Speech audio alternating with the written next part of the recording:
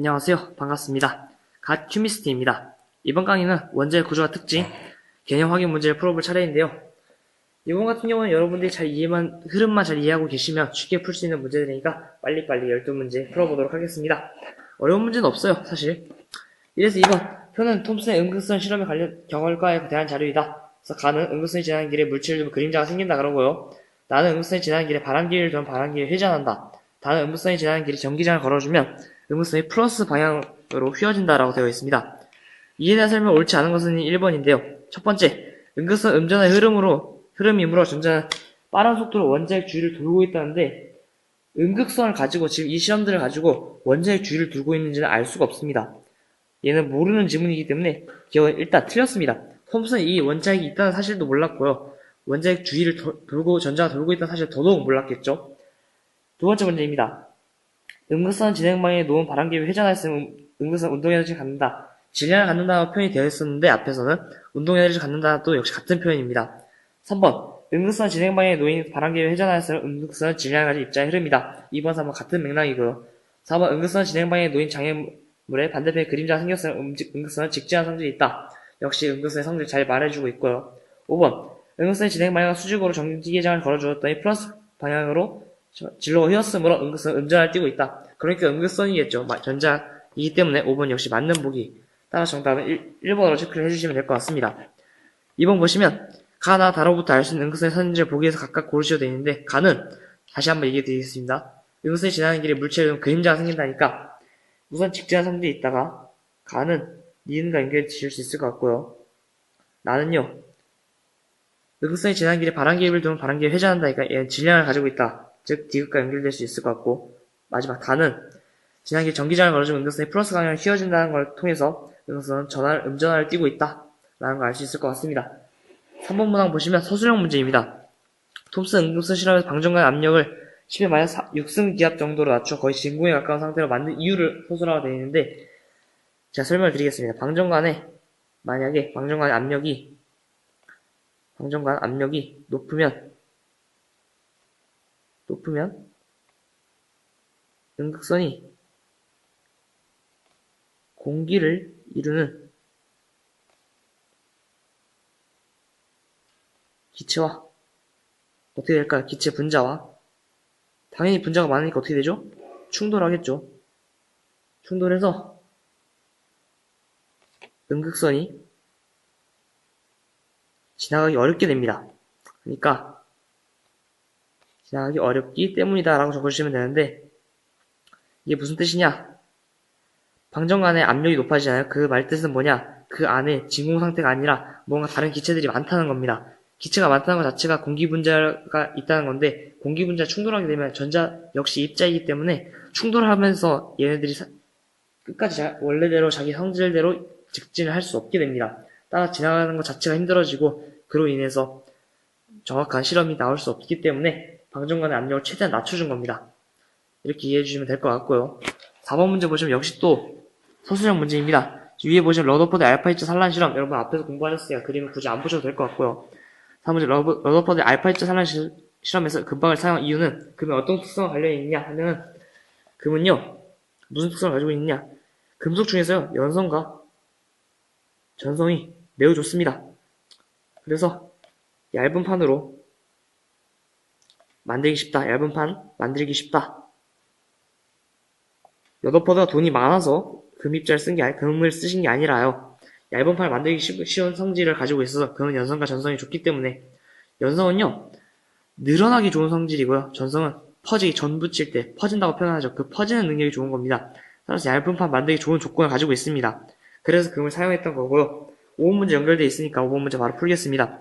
러더퍼드의 알파 입자 산란 실험에 대한 설명 옳지 않은 것은 1번 보시게 되면 알파 입자는 양전알띠인 입자이다. 이사헬륨 알파 입자는 이사헬륨이기 때문에 양전알띠인 입자 맞고요. 이사헬륨이 왜 양전알띠인 입자이냐라고 생각하실 수 있는데 알파 입자 자체가 양전알띠인 입자이기 때문에 원자핵과 충돌하여서 튕겨나가는 경우가 생겼습니다. 따라서 알파 입자는 양전알띠인 입자라고 보실 수 있습니다. 2번 보시면 알파 입자는 대부분 금박을 통과하는 것은 원자 대부분 빈 공간이기 때문이다. 정확한 소술이죠. 원자 대부분 빈 공간으로 이루어져 있습니다. 밑에 글자 제가 미리 써놨었는데 지금 다시 써보겠습니다. 알파 입자 금박을 통과하는 것은 원자의 중심이 전하를 띠지 않는 입자가 존재한다는 건데, 이렇게 서술되어 있는 사실은 양성자 전하를 플러스 전하를 띠고 있죠. 그러니까 전하를 안 띠는 입자가 존재하는 게 아니라 전자를 띠는 전하를 플러스 전하를 띠고 있는 양성자가 존재하기 때문입니다. 4번 보시면 알파 입자 산란하거나 진로가 바뀌는 것은 양전할 뛴 입자끼리의 정기적 발발에 의한 것입니다. 라고 되어 있는데, 알파 입자도 양전하고 원자핵 역시 양전하로 되어 있기 때문에 양전할 뛴 입자끼리 정기적 발발 맞고요. 산란한 알파 입자보다 통과한 알파 입자가 훨씬 많은 것은 원자 내에서 양전할 뛴 입자가 차지한 부피가 매우 작기 때문이다. 이번 문항과 거의 동일한 내용인데, 빈 공간이 대부분 이루어져 있고 양전할 뛴 입자는 매우 극소수만 존재하기 때문에 5번 역시 맞는 보기가 되겠습니다. 6번 역시 연결되는 부분인데, 러더퍼드의 알파 입자 산란 실험으로 알 수 있는 사실을 옳게 설명한 것은 1번 원자 크기가 매우 작은 입자이다. 관련 없습니다. 맞는 말이긴 하지만 러더퍼드의 알파 입자 실험은 원자 핵을 알아낸 거고, 원자가 대부분 빈 공간으로 이루어져 있다는 사실을 알아냈기 때문에 1번과는 관련이 없고요. 빛은 입자와 파동의 이중성을 가지고 있다. 이건 아예 빛으로 실험하지도 않았습니다. 알파 입자를 사용했고요. 3번 화학 반응이 일어날 때 질량이 변하지 않는다. 이거는 앞에서 이제 일정 성분비의 법칙이라든지 질량 보존의 법칙, 질량 보존의 법칙을 설명하고 있죠. 이 내용이고, 4번 원소의 화학적 성질을 결정하는 것은 원자의 전자이다. 이거는 러더퍼드의 알파 입자 산란 실험과 전혀 관련이 없죠. 그냥 원자의 특징에 대해서 전반적으로 서술해주고 있는 부분이고요. 원자의 대부분 빈 공간이며 중심의 크기가 매우 작고 단단한 원자핵이 존재한다. 요게 올바른 설명이 되도록 하겠습니다. 6번까지 훅훅 지나갔죠? 간단합니다, 문제. 7번 문제 계속 갈수록 계속 간단해요. 보시면 그림은 세 가지 원자 가에서 달을 모형으로 나타낸 것이다. 이에 대한 설명 옳은 것만 보기에서 있는 대로 고른 것은 했는데, 가나다가 뭐가 같나요? 지금 양성자 플러스 한 개고요. 양성자가 한 개고 전자가 한 개인 걸 보아서 모두 동위원소로 H인 걸로 볼 수 있고, 얘는 질량수가 1, 얘는 질량수가 2인 수소, 질량수가 3인 수소임을 알 수 있습니다. 따라서 질량수가 같다는 기억은 당연히 틀렸고요. 1, 2, 3으로 다르게 되고, 핵 전하량은 플러스 1로 띄고 있기 때문에 얘는 모두 동일하다고 볼 수 있습니다. 얘는 맞는 보기. D가 화학적 소질이 비슷하다. 얘들은 모두 동위 원소이기 때문에 화학적 성질은 매우 유사합니다. D가 역시 맞는 보기라서 4번을 체크해 주시면 될 것 같습니다. 간단하죠? 바로바로 8번 넘어가겠습니다. 다음 원자 구성 입자 사이의 관계를 정리한 것입니다. 여러분 이거 모두 알고 계시죠? 원자 번호랑 질량수 어떻게 정의 내리는지. 참고하여서 기억, 니은, 디귿, 리을 보겠습니다. 기억 11번 23 질량수를 가진 NA의 중성자 수는 12다 되는데 11개 양성자를 지니고 있을 거고요. 11번이니까. 양성자 플러스 중성자 수가 질량수 23이니까 중성자는 12개가 있을 겁니다. 기억 맞는 보기고요.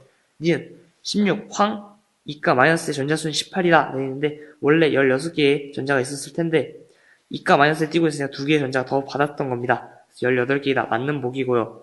디귿 13탄소는 12탄소의 전자수 1개 많다가 아니라 중성자 수가 하나 더 많다라고 표현을 해주셔야 되기 때문에 디귿은 틀렸습니다.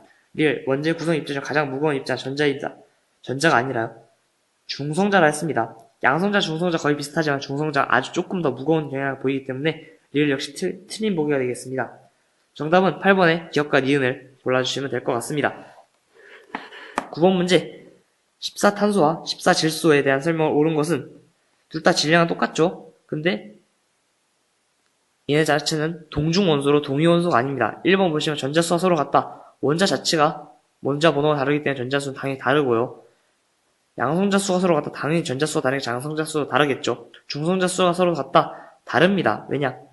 예를 들어 얘가 지금 탄소 6번이니까 6개의 양성자를 가지고 있을 거고 질소는 7개의 양성자를 가지고 있겠죠. 얘는 중성자가 8개가 존재할 거고요. 얘는 중성자가 7개가 존재할 겁니다. 다르죠. 원자 번호가 서로 같다. 탄소랑 질소 원자 번호가 같을 리가 없습니다. 마지막 5번 보기를 보시면 5번이 꼭 맞아야 될 텐데요. 양성자 수와 중성자 수의 합이 서로 같다. 이 말이 뭐냐? 질량수가 같다. 질량수 같다랑 동일한 말이 됩니다. 따라서 5번이 정확한 표현이 될 것 같습니다. 10번 보기 보실 텐데요. 다음은 수소, 산소, 염소의 동위 원소들을 각각 나타낸 것이다 되어 있는데 생성할 수 있는 물 분자의 종류는 몇 가지인가 써보라고 했습니다. 분자 개수 간단하게 여러분들이 초등학교 때 아마 이제 확률 계산 같은 거 하고 오셨을 텐데 수소가 H2로 이루어져 있습니다. 이 수소가 될 수 있는 경우의 수는 H와 H 하나, 둘, 셋 각각 이거 2개, 이거 2개, 이거 2개 3개의 경우 얘랑 얘 4개, 5개, 6개 수 H2가 나올 수 있는 경우는 6가지 경우의 수가 있고요. 산소가 나올 수 있는 경우의 수는 지금 세 가지가 있으니까 세 가지라서 적어주시면 되니까 둘을 지금 얘랑 얘를 합쳐야 되는 거죠. 그럼 곱해주셔야 되니까 그러니까 표현을 잘해야 되는데 이 수소 어떤 경우일수랑 각각의 수소 경우일수마다 산소가 옵션이 3개가 생기게 되는 경우가 됩니다. 따라서 이 6가지 모두 각각 3개씩 더 생기게 되니까 곱해주시면 18가지라고 보실 수 있고요. 염화수소 하면 HCl인데 염산이라 표현해주시면 될 것 같고 이 염산은 수소가 3가지 경우일 수가 있고 염소는 2가지 경우일 수 있으니까 곱해주시면 똑같이 6가지가 나오게 됩니다. 간단한 문제죠. 네, 머리를 약간 쓰셔야 될 것 같은 문제입니다. 11번 문제 보시면 좀 중요한 문제예요. 얘는 원자나 이온의 구성 입자수를 나타낸 것이다 라고 되어 있는데 양성자수랑 전자수가 같으면 무조건 원자가 되겠고요. 다르다면 얘는 이온이 되겠습니다. B 같은 경우는 같죠. 얘는 원자고요. 다음에 또 같은 게 뭐냐, C도 원자입니다. D 같은 경우는 양성자수가 전자수보다 많으니까 양이온일 테고요. A 같은 경우는 전자수가 더 많으니까 음이온일 겁니다. 이렇게 적어놓고 ASD의 원자인 걸 고르시오 하면 B와 C를 골라주시면 되겠죠. 쉬울 겁니다. 그 다음 2번 문제 보시면 ASD 중 양이온인 것 D밖에 없죠. ASD 중 음이온인 것 A밖에 없습니다. 이미 다 구해놨고요. ASD 중 질량수 같은 것 질량수는 양성자수 더하기 중성자수니까 A는 37이고요. B 같은 경우는 18 더하기 22가 40 C는 19 더하기 22가 39 D는 20 더하기 22가 40으로 B와 D가 40으로 일치합니다. 따라서 B와 D다 라고 적어주시면 올바른 정답이 될 것 같습니다. 자, 마지막 문제. 벌써 마지막 문제입니다. 이번 강의 정말 짧죠? 12번 표는 입자 A에서 D에 대한 자료이다 되어 있는데 똑같이 양성자수, 전자수가 똑같으면 원자고요. B도 역시 원자고 얘네들은 넷다 원자네요. 모두 원자라는 사실을 알 수 있게 됩니다. 이해되시겠죠? 4개 모두 원자 상태이고요. ASD 중 동위원소 관계에 있는 것 양성자수는 다른데 중성자수가 다르다. 양성자수는 같은데 중성자수가 다른 걸 찾아주시면 되니까 A와 B 양성자수 같은데 중성자가 다릅니다. A와 B가 첫 번째 예시가 되겠고 C와 D 역시 양성자수는 똑같은데 중성자수가 다릅니다. C와 D도 포함해 주시면 될 것 같습니다. 두 번째, A에서 D 중 질량수 같은 것 양성자 더하기 중성자를 해주면 되죠. A는 1이고요. B는 3이고요. C도 3이고 D는 4입니다. B와 C가 같겠죠. 이렇게 적어주시면 될 것 같고 ASD 중 화학적 성질이 비슷한 것 있는 대로 고르시오 했는데 화학적 성질이 비슷하다니까 얘는 뜻이 뭡니까? 동위원소를 찾아달라는 겁니다. 동위원소 하면 질량수와 같은 것인데 양성자수와 동일해야 되니까 자 동위원소는 위에 1번 문제와 동일합니다. 죄송합니다. 자 다시 갈게요. 3번 화학적 성질이 비슷한 것은 동위원소인데 1번에서 이미 동위원소를 찾았으니까 그 동위원소 똑같이 써주시면 될 것 같고요. A와 B, C와 D 써주시면 되겠습니다. 4번 보시면 원자 번호가 같은 거를 또 보라고 했었는데 원자 번호 같은 거란 얘기는 또 동위원소를 찾으라는 겁니다. 왜냐면 지금 같은 질량수를 가지고 있고 같은 원자인 것들은 없기 때문에 동위원소들을 찾아달라는 건데 또 1번과 동일한 답이 나오겠죠. A와 B, C와 D가 4번의 답이 될 거고요. 5번 A와 D 중 원자인 것을 있는 대로 고르시오 하면 아까 다 양성자수, 전자수 다 같은 걸로 봐서 모두 다 원자이라고 볼 수 있습니다. 마지막 ASD 중 가장 무거운 입자 쓰시오를 했는데 A는 1이고 B는 3이고 C도 3이고 D는 4라고 했습니다. D가 가장 무겁죠. 4로. 따라서 D라 적어주시면 모든 문제 풀이가 끝날 것 같습니다. 문제 별로 어렵지 않으실 거예요. 쭉쭉 따라가시면 사실 이 단원이 굉장히 쉬운 문제입니다. 어느 정도 개념만 딱 알고 계시고 원자번호 어떻게 구하시는지 질량수 어떻게 구하시는지만 알고 계시다면 정말 간단히 풀 수 있는 문제입니다. 그리고 톰슨부터 러더퍼드, 골드슈타인 이런 분들은 이름을 딱 외워주시고 어떤 실험을 하셨는지 알아두시게 되면 문제 굉장히 빨리 쉽게 푸실 수 있기 때문에 이 단원은 그 정도 알아두시기만 하면 굉장히 간단한 단원이 될 것 같습니다. 이렇게 강의 마치게 될 거고요.